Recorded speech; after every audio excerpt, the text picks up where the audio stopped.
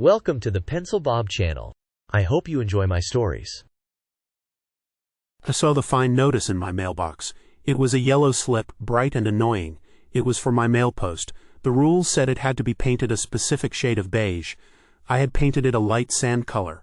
Robert, the HOA president, had a thing for rules. He was a tall man, always in a polo shirt, and his eyes were sharp like a hawk's. He lived across the street and watched everything. He had a dog named Winston. I think he got Winston just so he had an excuse to walk around and inspect everyone's yards.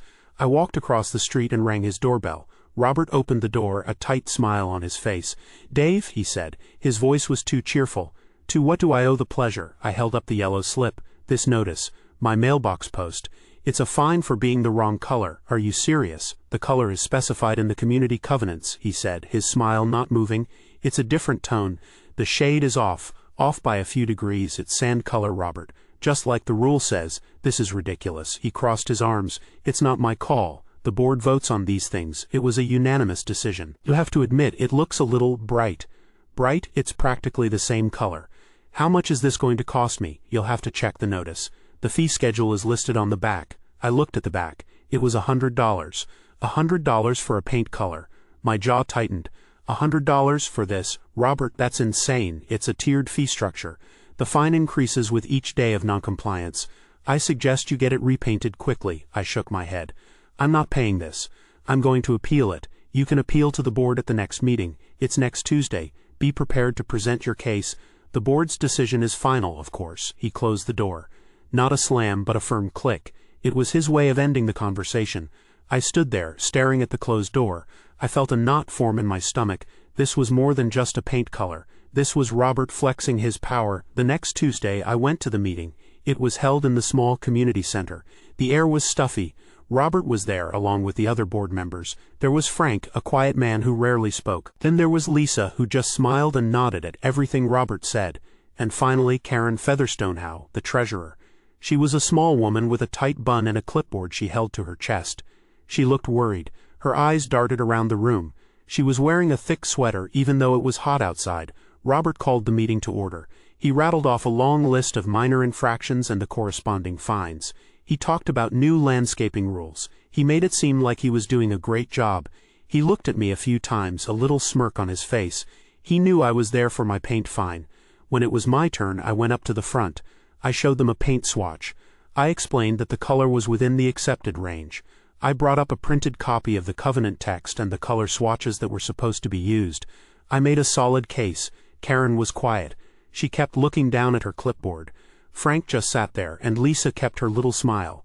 Robert listened patiently, but I could tell he wasn't really listening. He was just waiting for me to finish so he could shut me down. After I finished, Robert cleared his throat. "We appreciate your presentation, Dave. However, as per the board's earlier decision, the fine stands." I couldn't believe it. "But I just showed you. The color is right. It is not within the correct tone. The fine is due. You have until the end of the month." I was angry. This was a rigged game. I left the meeting without another word. I felt helpless. A few days later, a notice was slid under my front door. It wasn't about my fine. This was different. It was from the HOA. It was a formal-looking letter. I opened it. It was about an emergency board meeting. They were raising the dues for everyone. It wasn't a small increase. It was a huge jump. The letter said it was to cover unexpected maintenance costs for the community pool. A number was listed on the notice. It was a giant number. It didn't make any sense. The pool had just been inspected. I looked at the number again. It was tens of thousands of dollars. More money than our little community should need. I walked to my kitchen and sat down. I pulled out my laptop and opened the HOA website. I was going to check the budget. The treasurer's report was always posted there. I found the file and clicked on it. My heart sank. The file was gone. The link was dead. The dead link on the website felt like a slap in the face. It wasn't a mistake. It had to be on purpose. The treasurer's report was always there. It had been for years. Now, with a new fee for thousands of dollars, it was gone. This wasn't about a painted post anymore. This was about all of us. I grabbed my keys. I had to talk to Karen. She was the one who handled the money. Maybe she knew something. Maybe Robert was making her do this. Her house was only a few blocks away. I drove over there, my mind racing. I knocked on her front door. It was a long time before she answered. She opened it just a crack. Her hair was messy. Her eyes were red. She looked like she had been crying. "Dave," she said. Her voice was thin. "Karen, I need to talk to you. The website link for the financial report is gone, and this new fee for the pool, it's a huge amount. What is it for?" She shook her head and her eyes darted around. "I don't know anything about it. I'm just the treasurer. You have to talk to Robert. I tried. He just says it's for unexpected costs, but the amount is too big. We all have a right to know where our money is going." She looked down at her feet. "I can't talk about it. Are you okay, Karen? You look really upset." "I'm fine, just busy.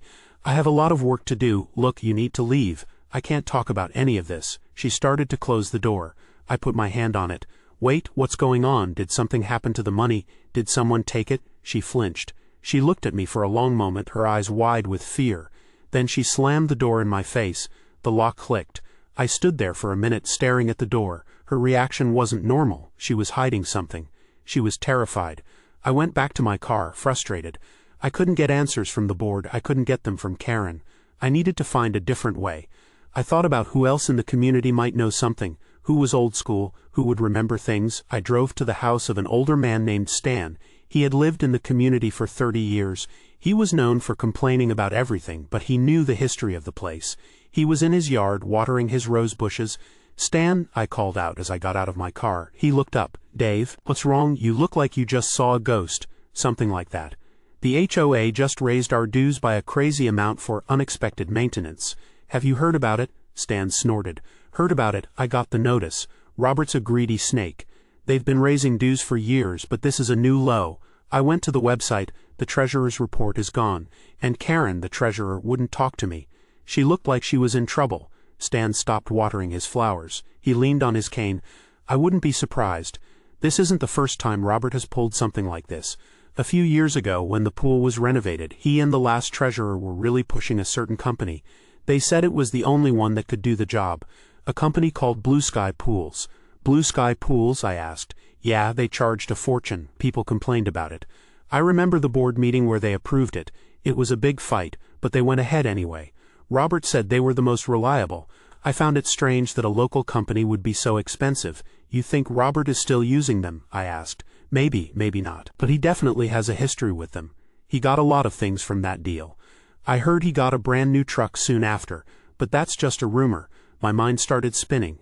If he used that company before, maybe he was using them again. I had to check. It was a long shot, but it was all I had. I thanked Stan and got back in my car. I went home and typed Blue Sky Pools into my computer's search bar. I found their website. There was a contact number. I took a deep breath. I dialed the number. A man with a friendly voice answered. I explained I was a resident of my community.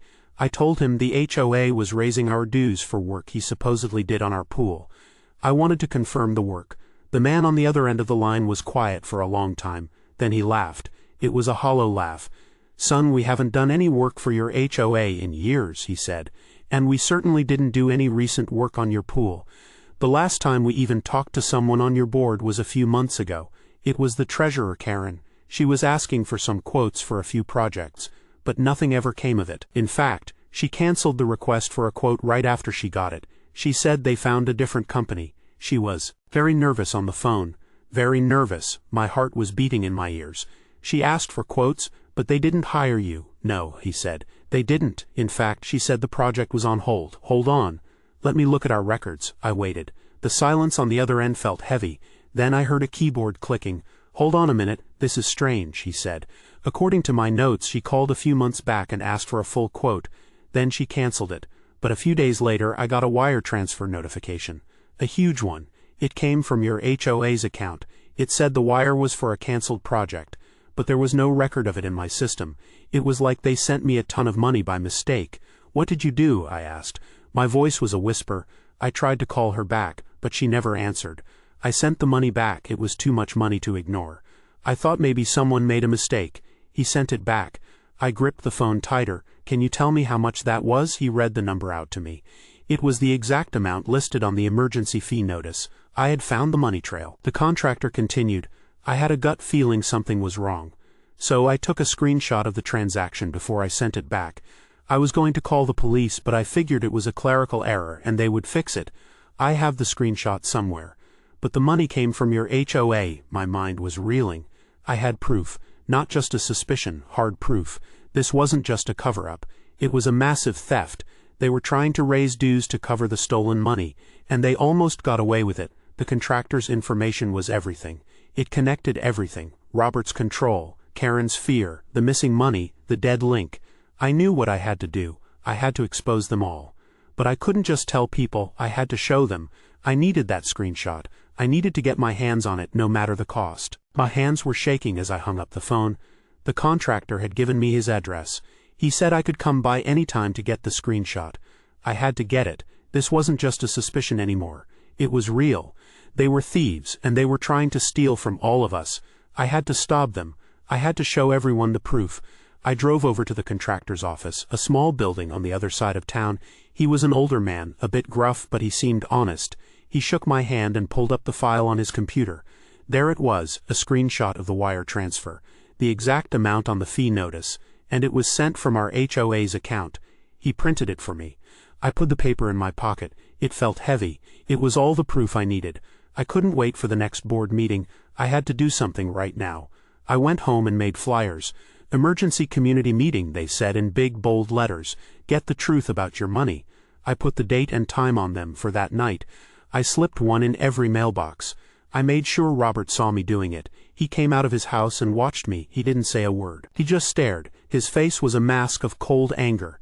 That night, the community center was packed. People stood in the back leaning against the walls. The air was thick with questions and whispers. Everyone was there. Robert and the entire board were at the front table. Robert's face was red. Dave, he said, his voice was low and dangerous. This is an unsanctioned meeting. You have no authority to call this. This is a violation of our bylaws. I stood up. The bylaws say we have the right to get answers, and we're going to get them tonight. A few people clapped. Robert's eyes narrowed. I called this meeting because there's something the board doesn't want you to know. They're raising our dues for unexpected maintenance, but there's no maintenance. The money isn't going to a new project. It's gone. It's been stolen. A wave of gasps went through the room. People started talking at once. That's a ridiculous lie, Robert shouted. You have no proof. I have proof, I said. I pulled out the printed screenshot and held it up. This is a wire transfer from our HOA account, tens of thousands of dollars, the exact amount they're raising our dues for. It was sent to a contractor for work that never happened. The contractor sent it back. This money was meant to be stolen. The room erupted. People were yelling at Robert. Where did the money go? One man shouted. Frank and Lisa looked like they were ready to jump out of their seats and run away. Karen wasn't there. Robert stood up calm in the middle of the storm. He raised his hands for silence. This is a misunderstanding. This is all the work of a single person, not the board. The board is not responsible for this. He pulled out a folded piece of paper from his coat pocket. I was going to tell you about this at the next meeting. This is a letter of resignation from Karen, your treasurer. She has admitted to acting alone. She was the one who was handling the finances. I have already contacted the police. She's responsible for this, not the board. I felt my heart drop. He was trying to blame it all on Karen, but the wire transfer was a huge sum. It wasn't something a single person could do without the board's approval. He was trying to save himself. Just then, a man in a crisp suit walked in. He was an older man with gray hair. I recognized him. It was Mr. Henderson, the HOA's lawyer. Robert looked relieved when he saw him. Mr. Henderson walked up to the front table. This meeting is out of order. Mr. Dave, you have just defamed the board. This screenshot is not proof of anything. It's a random piece of paper. The board has a long history of serving this community honestly. We have already contacted the police about your constant harassment of the board, and now this illegal meeting. He pulled out an envelope and handed it to me. Effective immediately, you are being fined. This meeting is an unauthorized disturbance. It is a violation of the community's peaceful environment. This is your second infraction in a single week. The fine is $1,000. Any further action will result in legal proceedings, he smiled. It was a cold, cruel smile. The room went silent. I stood there, holding the new fine notice, which was a ridiculous amount. Robert looked at me, a victorious smirk on his face. The other board members, Frank and Lisa, looked relieved. The people in the room were confused. The chaos had turned to doubt. Who was telling the truth? Was my proof really just a piece of paper? Was I just a troublemaker, as the lawyer said? I looked around the room. The anger was gone. It had been replaced by confusion. They had won. The board was not going anywhere. And I was in more trouble than ever. My hands trembled as I stared at the new fine. I had to find a way to make them pay for this. I couldn't let them get away with it. I would not pay that fine. I would fight them, and this time I was going to do it so they couldn't just brush it off. I stood outside the community center, the paper with the new fine burning a hole in my hand. Mr. Henderson's words echoed in my head. He had called my proof a random piece of paper. He had called me a troublemaker. The crowd of confused faces in the room felt like a physical weight on my shoulders. I felt defeated, but that feeling only lasted for a moment. Then it turned into pure anger. I was not a troublemaker. I was the one trying to do the right thing, and they were going to get away with it. Robert, Lisa, Frank, and now this lawyer, they were all in on it. I knew it, and I knew they had to be stopped. My first thought was to get more proof, better proof. I had the screenshot. Now I needed something else, something they couldn't just call a fake. I thought about Karen. She was the weakest link. Robert had thrown her under the bus so fast, she had to be hiding something. I had to find out what it was. The next day I started watching her house. I drove by in my car, slowly. She wasn't outside, her curtains were always closed. It felt like she was trapped in there. I did this for a few days. I was going crazy. I wasn't sure what I was looking for. Then one evening I saw her leave. She was wearing a large trench coat, even though it was a warm night. She looked around nervously before she got into her car. She drove out of the community and onto the main highway. I followed her. I kept a good distance. I didn't want her to know I was there. She drove for about 20 minutes. She didn't stop at a store. She didn't go to a friend's house. She pulled into the parking lot of a quiet, nearly empty restaurant in a town I didn't recognize. I parked my car down the street. I got out and walked closer, hiding behind a few parked cars. I watched her go inside. Then I saw someone else go in. I couldn't believe it. It was Robert. He was wearing a baseball cap pulled low over his face. He sat down at a small table in the back. I crept closer to the restaurant, getting a better look through the window. It was just the two of them. This wasn't just a meeting. This was a secret meeting. He had just thrown her under the bus in front of the whole community, and now they were meeting up in secret. My heart pounded in my chest. I pulled out my phone and switched to the video camera. I got close to the window, but the glass was thick. The sound was muffled. I had to get closer. I saw a door to the restaurant's patio. I went to the patio and sat at a table with a good view. I could still hear a little bit. It sounded like they were fighting. "You threw me to the wolves, Robert," Karen said, her voice shaking. "You told everyone I did it all myself." Robert leaned in. He reached across the table and put his hand over hers. It was a weird, cold gesture. "I had to, honey," he whispered. "You know I had to. It was the only way to get them off our backs. It was the only way to save ourselves." My mind was reeling. He called her honey. They weren't just partners in crime. They were a couple. This wasn't just a conspiracy. This was a betrayal on a personal level. "We almost got away with it," he said. "If that idiot Dave didn't get involved. Now everyone is talking, but I told them I contacted the police. I told them you were acting alone. They'll believe me. They always believe me." I felt a surge of rage. He was so confident, so cruel. My hand trembled as I held my phone up to record their conversation. This was it. This was everything. He had admitted to the plan. He had confessed. He had thrown her under the bus and then bragged about it. "But what about the money?" Karen asked, her voice cracking. "We lost it all when that contractor sent it back. Now we have nothing. We were going to use it to buy that house. We were going to leave all of this behind. We'll find a way," Robert said. "We just have to keep up the act for a little while longer. The residents will forget all about this, and we'll find another way to get what we want. We always do." My phone was recording. I had it all. The plan, the betrayal, the motive, it was all there. I felt a rush of adrenaline. I had to get this to the police, the real police. I turned and started to walk away. I felt a cold sense of victory. I was going to end all of this, but just as I got to my car, my phone rang. The number was blocked. I hesitated for a moment, then answered.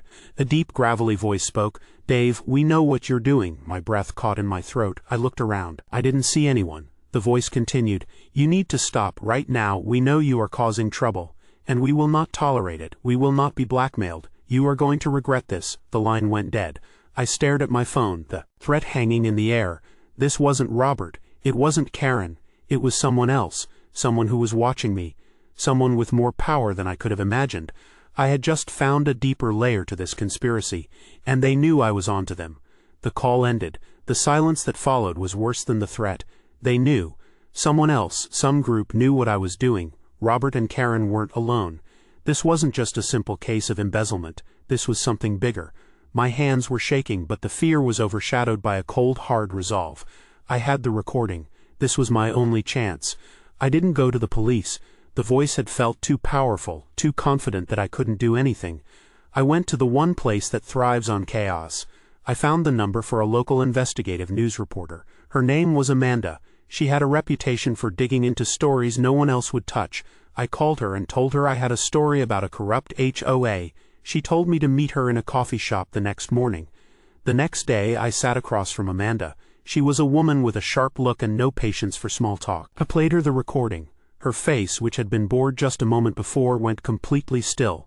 She listened to Robert's voice, to Karen's confessions. When it was over, she just looked at me. "This is it," she said. "This is big, bigger than you think." She went to work. The story broke a few days later. It wasn't just a small piece in the local paper. It was a lead story on the evening news. They played parts of the recording. They showed Robert's house. They showed Karen's house. The community was in a frenzy. The truth was out. There was no denying it now. Robert and Karen went into hiding. The authorities had no choice but to get involved. The media attention was too great. A special task force was created. They raided the HOA office. They froze all the community funds. Everyone celebrated. We thought we had won. But that feeling didn't last. The investigation was brutal. It uncovered everything. It wasn't just Robert and Karen. The entire board was involved. It turned out Frank had been taking kickbacks from the landscaping company for years, approving inflated contracts. Lisa had been skimming money from the community event funds. The money was gone. All of it. The hundreds of thousands they had taken. The community was left with nothing but frozen bank accounts and a pile of legal bills. The worst part was what happened next. The investigation went even higher. They found that Mr. Henderson, the HOA's lawyer, was part of a larger network. They specialized in helping corrupt HOA boards steal from their communities. The voice on the phone was probably one of them. They had shell companies and legal tricks. They made sure no one could touch them. Robert and Karen were arrested. They went to trial. They were sentenced to prison. It wasn't a long sentence, but it was justice, we thought. But there was no justice for us. The community was left in shambles. The legal fees to go after the money were astronomical. The community couldn't pay them. Homes started to get foreclosed on because people couldn't afford the new massive dues that were put in place to try to pay the lawyers. The community fell apart. Friendships were destroyed. People blamed me for starting the whole thing. They said I should have just paid my fine. They said I ruined everything. They said I destroyed the community. Houses went on the market every week. People were leaving in droves. The community pool turned green. The grass grew out of control. It became a broken, sad place. I put my own house on the market. I had to sell it for a fraction of what it was worth. No one wanted to buy in a community that was collapsing. I lost everything. My life was completely different now. My savings were gone. My home was gone. I got in my car and drove away. I looked at the community in my rearview mirror. It was falling to pieces. My life was falling to pieces. I had tried to do the right thing. I had fought for justice. I had won the battle, but I had lost the war. The people who really deserved to suffer were just fine. Mr. Henderson was still practicing law. The bigger network of lawyers was still in business. They had won. The system had won. And a regular guy like me lost everything. I was on my own. I was just another casualty of a war one never wanted to fight.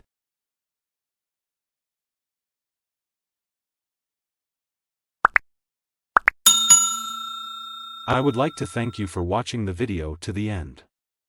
To encourage us to make more videos, please like, subscribe, comment, as well as share. Check out this other video if you haven't already.